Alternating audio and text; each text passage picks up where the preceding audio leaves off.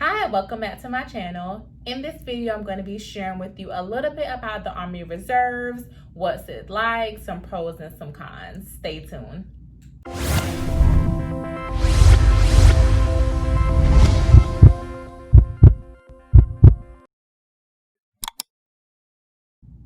Alright, so before we get started, this is a disclaimer for all the high-speed soldiers out here.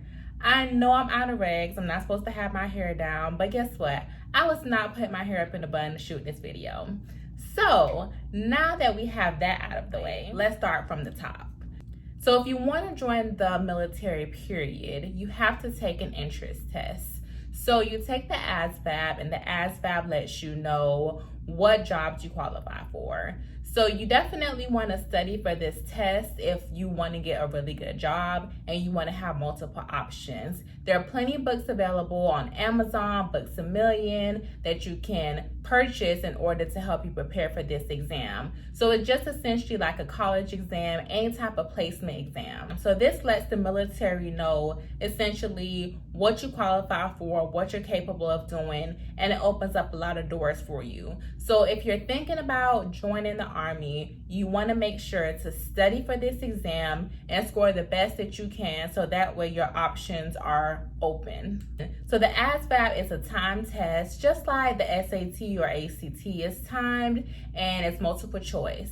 You want to do the best you can on this exam, and you want to make sure that you study for it. A lot of people like to go in and just take it all willy-nilly. They don't want to study for the exam, and they just want to see how they do. This is not a good option because the recruiters will try to pressure you regardless of whatever score you get, as long as you pass.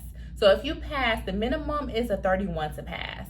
So say you get a 32, guess what? The recruiter is going to try to pressure you into getting a job. And a lot of people, they join the military young and they will fall into this trap, and they will not qualify for a lot of jobs, and they'll basically take whatever they can get.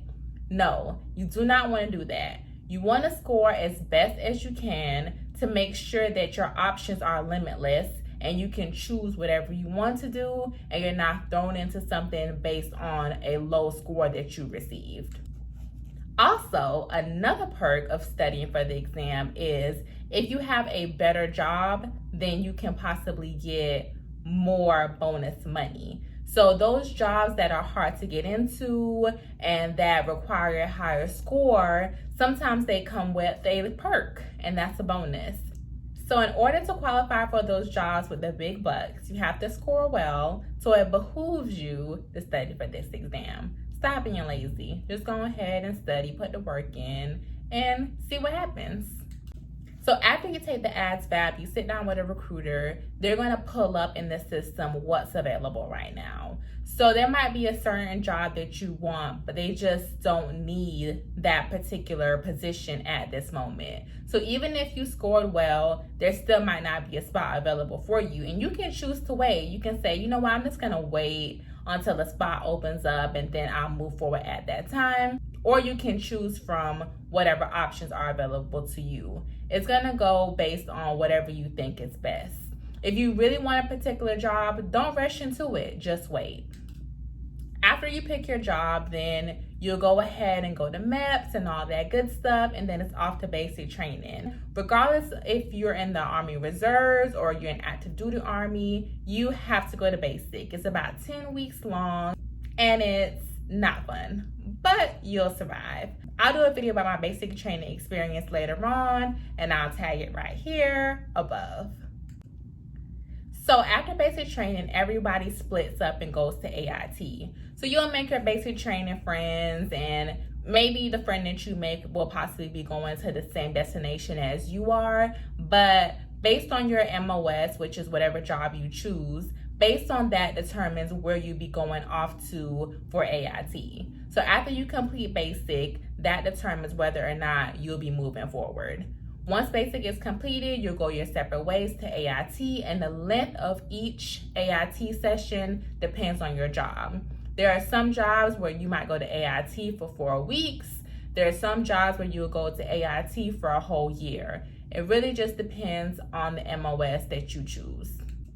Now, for Army Reserve soldiers, Once you graduate and pass the AIT, then you officially get to go home and you report to your unit, and they'll brief you on everything that you need in order to get settled in there. So the typical length of a reserve contract is 6 years. Yes, you heard me right, it is 6 years. So what your requirements are to drill for 1 week in a month and 2 weeks out the year. What they don't tell you is that they can change that however they please. So even though it says 1 week in a month, your unit might decide, oh, we want you to come drill on a Thursday. So they might want you to drill Thursday, Friday, Saturday, Sunday for 4 days. Or they could change it and say, well, AIT is supposed to be 2 weeks out the year, but there was 1 year where they wanted us to come and be gone for 3 weeks. Yes, so that is what's in your contract, but your unit has the ability to make changes to that, and that's just how it is. Now, what is my opinion on the Army Reserves? You're going to have to subscribe for my next video, and I'll give you all the deets and the pros and the cons and let you know what my personal feelings are on joining the reserves. This video is just a quick synopsis of what to expect. So, as I mentioned, you have to go to AT 2 weeks out the year. So, AT is annual training. When you go to annual training, it's basically a destination that your unit goes to in order to practice your job. Now, depending on your unit, it could be a nice setup for you. You could be in the barracks and you could be able to eat whatever you want and the food could be good, but I haven't had that luxury. On the ATs that I went to, we live in tents. We have shower tent bathrooms, and the food is not so pleasant. So that is the typical AT experience for the Army. I know there are other branches where they stay in a hotel. I mean, it's really, really nice. And maybe different MOSs in the Army have a nice setup, but I didn't have such a pleasant experience. So basically, I'm out in tents. Sometimes there's sand, it's hot, and you're living on a cot. I mean, I guess it's the nature of the beast. As I mentioned before, you drill 1 week in a month, 2 weeks out the year. So a typical day when you're drilling could start at any time they choose. So it could start at 5 o'clock and it could end at 4. My unit, we could start at 5 and we're gonna leave there at 6, 6:30. It's an all-day affair, okay? So you're gonna be there all day long for the most part. Just be prepared unless for some reason your unit likes to leave early. I don't know any units like that, but maybe there is some out there. So plan for a day from 5 till 6:30 and then you won't be disappointed. Once you get there in the morning, you need to sign in. This is how you get paid. So you sign in and you sign out. So you will sign in, and then normally after that, there's formation. So that way you know exactly what is on the schedule for that weekend or for that particular day.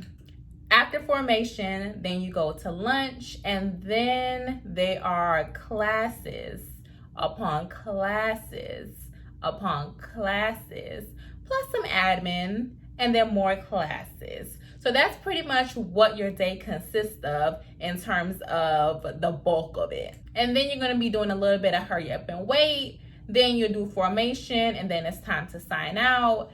And that's pretty much how a typical day goes. If you're out in the field, then there might be a lot more action going on. You might be doing some training exercises. You just really never know. But if you're at the unit, typically there's a lot of administrative stuff and a lot of classes that you need to do throughout the day. I'm gonna sneak in some quick benefits of the reserves, which I will go over again in my next video. But if you are considering joining the military, there are a lot of perks. There are education benefits to help you pay for school. There's a student loan repayment program that you could qualify for. There are discounts upon discounts upon discounts that I love to take advantage of. And sometimes it's 10%, but I'll take it. Healthcare is really, really good and really, really cheap. So we get TRICARE, and I believe it's TRICARE Standard or TRICARE Select. I'm not 100% sure right now at the moment, but pretty much I pay like $60 a month for health and dental, and I'm able to go to whatever provider I need. I do not need an approval before I can go to whichever doctor I want. And typically I might pay a copay, but it might be like $25 depending on the doctor. Now, another big perk is there are some employers that actually pay you to go to AT. So when you go to annual training for 2 weeks, you can get double paid. Yeah, so that's a nice perk. You get paid at your civilian job and you get paid going to the Army. So that check looks kind of nice. After 6 years, then you qualify for a VA loan. So that's a big perk. There's a lot of people that said that when you're in the Army Reserves, that it opens up a lot of doors in terms of job offers for you. I would have to say I don't find that to be particularly true. Maybe it's true for some people, but I honestly feel like a lot of employers shy away from hiring people in the Army Reserves because they know that sometimes you might not be able to come to work, or it might be a situation where you have to go on Thursday, like I mentioned, and they just don't want to deal with that aspect of you missing out on work and having to find somebody to fill your spot. Now, once you are done with your contract, it might be a little bit different. Then they might want you because you learn a lot of good skills in the Army. You learn how to deal with various people, and you learn how to just navigate and roll with the punches. So maybe after you have served your contract and you're no longer in the reserves, then there might be a few more perks in terms of job offers. But I haven't seen where being in the reserves makes me more marketable in terms of jobs. So that is it for this video. Thank you so much for watching. If you have any questions, make sure you leave them in the comment section down below. There will be more videos to follow up this video, such as what to pack for basic training, the pros and the cons, should you go active duty. I will be talking more about the military, so make sure you subscribe if you haven't already. Share this video with someone who is considering going to the Army Reserves, so that way they can have a little bit of insight on what to expect. Thank you.